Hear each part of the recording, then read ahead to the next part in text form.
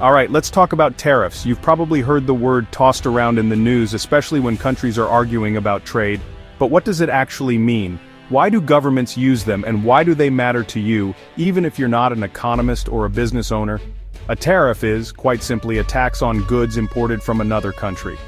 When a product crosses a border, the government slaps on an extra fee, making it more expensive for businesses to bring those goods in. Think of it like a cover charge at a nightclub, but for cargo ships full of sneakers and avocados.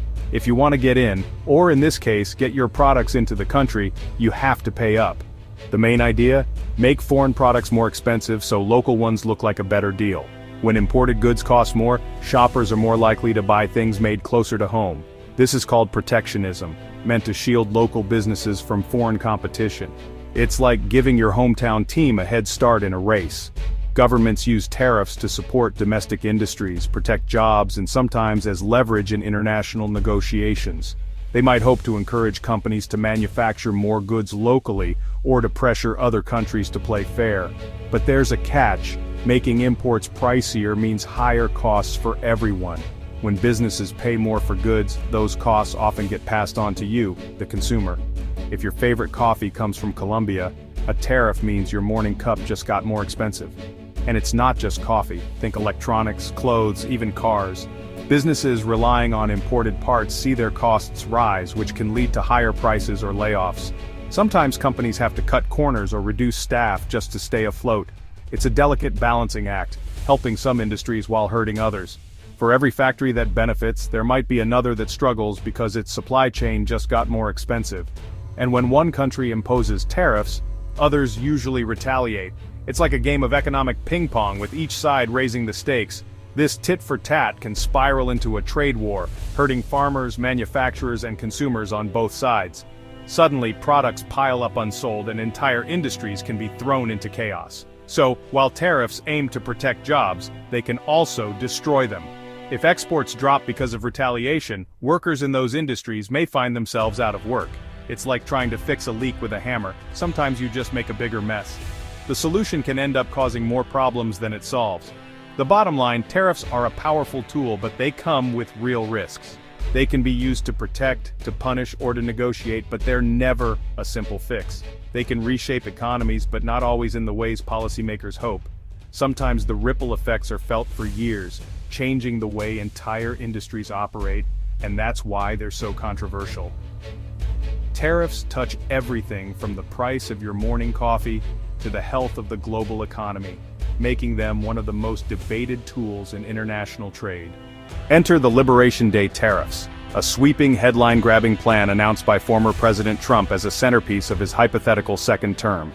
The name alone was designed to make waves, signaling a dramatic break from the past and a bold new direction for American trade policy. This wasn't just a tweak to cheese taxes or a minor adjustment to trade rules. It was a massive, all-encompassing tariff blitz that would touch nearly every product coming into the country.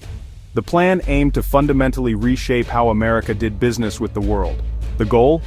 Economic nationalism. Bring back American factories and jobs by making imports much more expensive.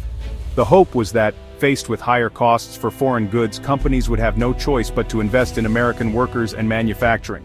Supporters saw it as a bold, unapologetic move to restore American manufacturing and put "Made in the USA" back on top. They imagined a future where American products filled store shelves and local communities thrived once again. Critics, however, called it economic carpet bombing, predicting shattered supply chains, soaring prices, and global retaliation. They warned that everyday Americans could face higher costs for everything from electronics to groceries, and that the world's response could be swift and punishing.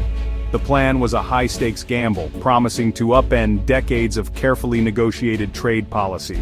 It would force businesses, politicians, and even families to rethink how they bought, sold, and lived.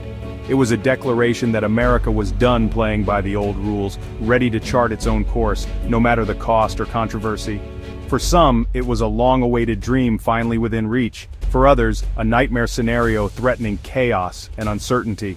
One thing was certain, everyone knew the consequences would be huge, and the world was watching to see what would happen next. How did the administration plan to pull this off? By invoking emergency powers. They argued that unfair foreign trade practices were a national security threat, justifying swift, unilateral action. This let them bypass Congress, which usually controls tariffs and taxes. The administration claimed a strong manufacturing base was essential for national defense. Critics called it a dangerous overreach, using emergency powers to reshape the entire economy. The stage was set for a major constitutional showdown.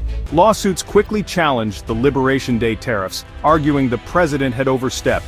The Supreme Court took up the case with the nation watching closely. In a landmark decision, the court struck down the tariffs, ruling the president had exceeded constitutional authority. Emergency powers, the justices said, weren't meant for sweeping economic overhauls. The Constitution gives Congress, not the president, the power to set tariffs and taxes. The ruling was a clear rebuke. Big economic changes require congressional approval. The court reaffirmed the separation of powers and the limits of executive authority. Opponents of the tariffs celebrated it as a victory for the rule of law. The message: even the president has to play by the rules. The Supreme Court's decision hinged on the major questions doctrine. This principle says that for huge economy-shifting actions, the executive branch needs clear permission from Congress. The court found no such permission for sweeping tariffs in the Emergency Powers Law. The ruling reinforced the separation of powers. Congress makes the big economic calls, not the president alone. It set a precedent limiting future presidents from using vague emergencies to bypass Congress. The takeaway: in America, even the biggest decisions need checks and balances. The Supreme Court's decision sent shockwaves through the economy, rippling far beyond the marble steps of the courthouse. In a matter of hours, headlines blared and the financial world braced for impact. For everyday consumers, the effects were almost immediate. Prices on imported goods dropped almost overnight, grocery bills shrank, electronics got cheaper, and families found a little more breathing room in their monthly budgets. Suddenly, the cost of living felt just a bit lighter. It was like a surprise tax cut for millions, putting extra dollars in people's pockets without any new legislation. Shoppers celebrated, and household budgets stretched further than they had in years. Businesses that rely on imports cheered as their costs fell, boosting profits and saving jobs. For many small business owners, it was a lifeline, allowing them to hire more staff, expand inventory, and even lower prices for their customers. But not everyone was celebrating. Industries that had been protected by tariffs, like steel and aluminum, suddenly faced tough foreign competition again. For workers in these sectors, the mood shifted to anxiety as fears of layoffs and plant closures grew. The ruling highlighted a classic trade-off in economic policy: what helps most consumers can hurt specific industries. Lawmakers and economists debated the long-term consequences, weighing the benefits of lower prices against the risks to American manufacturing. Wall Street reacted with a surge. Markets love predictability, and the end of the tariffs brought relief to investors. The stock market soared as traders bet on renewed growth and stability. Stocks for retailers and tech companies soared, while domestic steel and aluminum stocks tumbled. The winners and losers were clear, and investors quickly adjusted their portfolios. The decision signaled a return to economic stability and long-term planning. Companies could finally make decisions with more certainty, and families could look ahead with a bit more confidence. For some, it was a win. For others, a new challenge. The landscape had shifted, and everyone was left to navigate the new reality in their own way. The effects were immediate, and everyone felt them, whether at the dinner table, in the boardroom, or on the factory floor. Conversations about money and jobs took on new urgency. Trade policy, it turns out, hits close to home. It shapes what we pay, where we work, and how secure we feel about the future, reminding us that decisions made in distant courtrooms can change the course of everyday life. The Supreme Court's ruling echoed worldwide. America's trading partners, fearing a global trade war, welcomed the decision as a lifeline. The ruling signaled a return to negotiation and cooperation, not economic brinkmanship. Leaders in Europe and Asia saw it as proof that America's checks and balances still worked. China, the main target of the tariffs, was cautiously optimistic but remained wary of future volatility. The decision didn't solve every trade dispute, but it restored predictability to global markets. The world saw America stepping back from the edge and breathed easier. For now, the old rulebook was back in play. So, what does it all mean for the future? The Supreme Court's decision was a defining moment for American democracy and global trade. It put Congress back at the center of trade policy, ending the era of sweeping executive tariffs.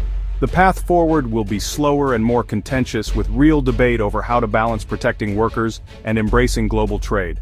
The world now expects more stability and cooperation from the US, but the core economic debates remain unresolved. The anxieties that fueled the tariffs are still real, and the fight over America's economic future continues. The Supreme Court didn't pick a side, it just clarified the rules. Now, the real argument moves to Congress, where it belongs.